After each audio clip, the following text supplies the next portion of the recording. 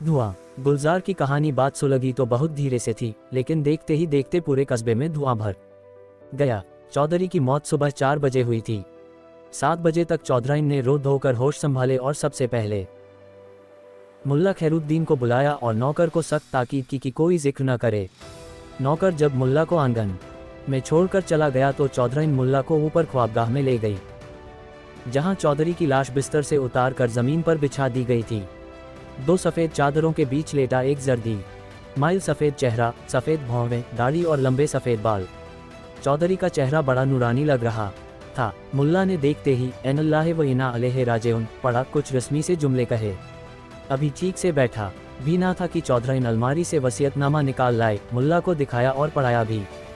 चौधरी की आखिरी ख्वाहिश थी कि उन्हें दफन के बजाय चिता पर रख के जलाया जाए और उनकी राख को गांव की नदी में बहा दिया जाए, जो उनकी ज़मीन सींचती है।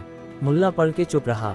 चौधरी ने दीन मजहब के लिए बड़े काम किए थे। गांव में हिंदू मुसलमान को एक साथ दान देते थे। गांव में कच्ची मस्जिद पक्की करवा दी थी और हिंदुओं के शमशान की इमारत भी पक्की करवाई थी। अब कई वर्षों से बीमार पड़ थे, लेकिन इस बीमारी के दौरान भी हर रमज़ान में गरीब गुरबा की अफ्तारी का इंतज़ाम मस्जिद में उन्हीं की तरफ से हुआ करता था। इलाके के मुसलमान बड़े भक्त थे, उनके बड़ा अकीदा था उन पर। और अब वसीयत पढ़ के बड़ी हैरत हुई मुल्ला को कहीं झमेला ना खड़ा हो जाए।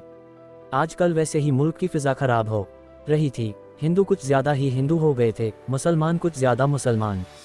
चौधराइन ने कहा, मैं कोई पाठ पूजा नहीं करवाना चाहती, बस इतना चाहती हूँ कि शमशान में उन्हें जलाने का इंतज़ाम कर दीजिए। मैं रामचंद्र पंडित को भी बता सकती थी, लेकिन इसलिए नहीं बुलाया कि बात कहीं बिगड़ न जाए। बात बताने ही से बिगड़ गई जब मुल्ला खैरुद्दीन ने मसलेहतन पंडित रामचंद्र को बुलाकर समझाया कि तुम चौधरी को अपने शमशान में जलाने की इजाज़त ना देना, वरना हो सकता है इलाके के मुसलमान बावेला खड़ा कर दें। आखिर चौधरी आम आदमी तो था नहीं, बहुत से लोग बहुत तरह से उनसे जुड़े हुए हैं। पंडित रामचंद्र ने भी यकीन दिलाया कि वह किसी तरह की शर-अंगेज़ी अपने इलाके में नहीं चाहते। इससे पहले बात फैले, वह भी अपनी तरफ के मखसूस लोगों को समझा देंगे। बात जो सुलग गई थी धीरे धीरे आग पकड़ने लगी। सवाल चौधरी और चौधराइन का नहीं है, सवाल अकीदों का है। सारी कौम, सारी कम्युनिटी और मजहब का है। चौधराइन की हिम्मत कैसे हुई कि वह अपने शौहर को दफन करने की बजाय जलाने पर तैयार हो गई। वह क्या इस्लाम के आइन नहीं जानती? कुछ लोगों ने चौधराइन से मिलने की भी जिद की। चौधराइन ने बड़े धीरज से कहा, भाइयों, ऐसी उनकी आखिरी ख्वाहिश थी, मिट्टी ही तो है, अब जला दो या दफन कर दो। जलाने से उनकी रूह को तस्कीन मिले तो आपको एतराज़ हो सकता है। एक साहब कुछ ज़्यादा तैश में आ गए, बोले, उन्हें जलाकर क्या आपको तस्कीन होगी?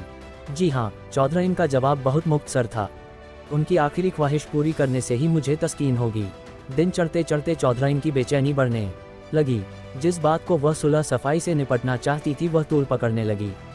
चौधरी साहब की इस ख्वाहिश के पीछे कोई पेचीदा प्लॉट, कहानी या राज की बात नहीं थी, ना ही कोई ऐसा फ़लसफ़ा था जो किसी दीन, मजहब या अकीदे से जुड़ता हो। एक सीधी सादी इंसानी ख्वाहिश थी कि मरने के बाद मेरा कोई नाम व निशान ना रहे। जब हूँ तो हूँ, जब नहीं हूँ तो कहीं नहीं हूँ। बरसों पहले यह बात बीवी से हुई थी, पर जीते जी कहाँ कोई ऐसी तफसील में झांक कर देखता है। और यह बात उस ख्वाहिश को पूरा करना चौधराइन की मोहब्बत और भरोसे का सबूत था। यह क्या कि आदमी आंख से ओझल हुआ और आप तमाम ओहदों पैमाने भूल गए। चौधराइन ने एक बार बीरू को भेजकर रामचंद्र पंडित को बुलाने की कोशिश भी की थी, लेकिन पंडित मिला ही नहीं। उसके चौकीदार ने कहा, देखो भाई, हम जलाने से पहले मंत्र पढ़ के चौधरी को तिलक जरूर लगाएंगे। अरे भाई, जो मर चुका उसका धर्म अब कैसे बदलेगा? तुम ज्यादा बहस तो करो नहीं। यह हो नहीं सकता कि गीता के श्लोक पढ़े बगैर हम किसी को मुख अग्नि दें। ऐसा ना करें तो आत्मा हम सबको सताएगी, तुम्हें भी, हमें भी। चौधरी साहब के हम पर बहुत एहसान है, हम उनकी आत्मा के साथ ऐसा नहीं कर सकते। बीरू लौट गया। बीरू जब पंडित के घर से निकल रहा था तो पन्ना ने देख लिया। पन्ना ने जाकर मस्जिद में खबर कर दी। आग जो घुट घुट कर ठंडी होने लगी थी, फिर से भड़क उठी। 4-5 मुअतबिर मुसलमानों ने तो अपना कतई फैसला भी सुना दिया। उन पर चौधरी के बहुत एहसान थे, वह उनकी रूह को भटकने नहीं देंगे। मस्जिद के पिछवाड़े वाले कब्रिस्तान में कब्र खोदने का हुक्म भी दे दिया। शाम होते होते कुछ लोग फिर हवेली पर आ धमके। उन्होंने फैसला कर लिया था कि चौधराइन को डरा धमका कर चौधरी का वसीयतनामा उससे हासिल कर लिया जाए और जला दिया जाए। फिर वसीयतनामा ही नहीं रहेगा तो बुढ़िया क्या कर लेगी? चौधराइन ने शायद यह बात सूंघ ली थी।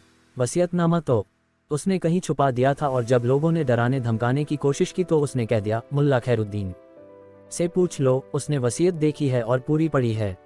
और अगर वह इनकार कर दे तो कुरान शरीफ पर हाथ रख के इनकार कर दे तो दिखा दूंगी, वरना क्या, वरना कचहरी में देखना। बात कचहरी तक जा सकती है, यह भी वाज़ेह हो गया। हो सकता है चौधराइन शहर से अपने वकील को और पुलिस को बुला ले। एक ने तो उसे चौधरी के अस्तबल से निकलते हुए भी देखा था। खादू का कहना था कि उसने हवेली के पिछले अहाते में सिर्फ लकड़ियां काटने की आवाज़ ही नहीं सुनी बल्कि पेड़ गिरते हुए भी देखा है। चौधराइन यकीनन पिछले अहाते में चिता लगवाने का इंतजाम कर रही हैं। कल्लू का खून खौल उठा। बुज़दिलों, आज रात एक मुसलमान को चिता पर जलाया जाएगा और तुम सब यहाँ बैठे आग की लपटें देखोगे।